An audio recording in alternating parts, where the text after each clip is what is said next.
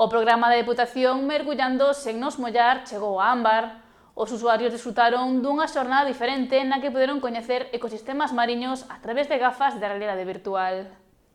A Asociación Ámbar acolleu esta mañá unha nova sesión do programa Mergullando sen nos mollar, unha iniciativa impulsada pola área de Medio Ambiente da Deputación da Coruña. Grazas á realidade virtual, achégase o medio mariño ás persoas participantes e esta mañá os usuarios e usuarias da entidade puideron coñecer as particularidades do fondo do mar. Unha actividade super bonita que as persoas que están participando nela e máis que van a participar ao largo da mañá en diferentes quendas, pois están super ilusionados, desde fai días pois están falando da actividade, de o que van a ver, de como vai a ser, que expectativas teñen. As expectativas teñenas moi altas.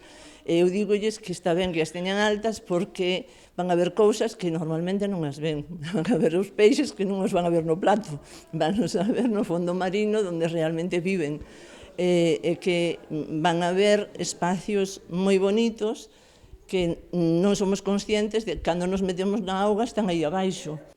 A deputada de Medio Ambiente, Rosa Ana García, visitou o centro para coñecer o desenvolvemento da actividade e compartir a experiencia coas persoas participantes. Estamos a impartilos nos distintos centros escolares de educación primaria e, bueno, con moi boa acollida tamén. Empezamos así máis na provincia, na zona do interior, ao final non tes tanta cercanía, co medio mariño, pero ao final, pois tamén decidimos traballar pola igualdade e pola inclusión, ofrecendo as mesmas oportunidades a todos e a todas e o xeito, pois, acercando tamén, aproveitando a tecnoloxía, neste caso a realidade virtual, pois a chegar o fondo mariño ás persoas que si teñen máis dificultades para chegarse a él. A actividade na que se utilizan gafas de realidade virtual é adaptada para calquera tipo de discapacidade.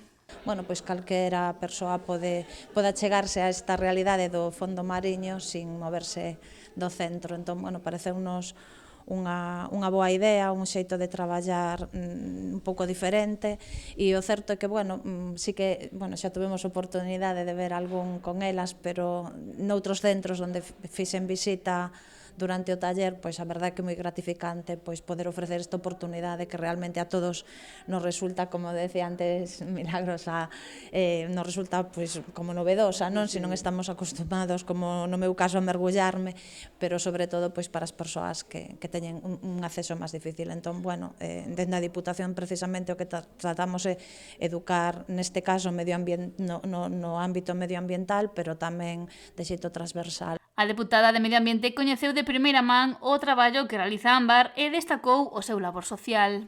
Gracias á entidade Ámbar por acollerme tan ben, por permitirnos traer esta actividade aquí e grazas e noraboa tamén polo traballo que están a facer de xeito transversal, lóxicamente en todos os ámbitos, pero neste caso no que me toca a min, que é o do medio ambiente.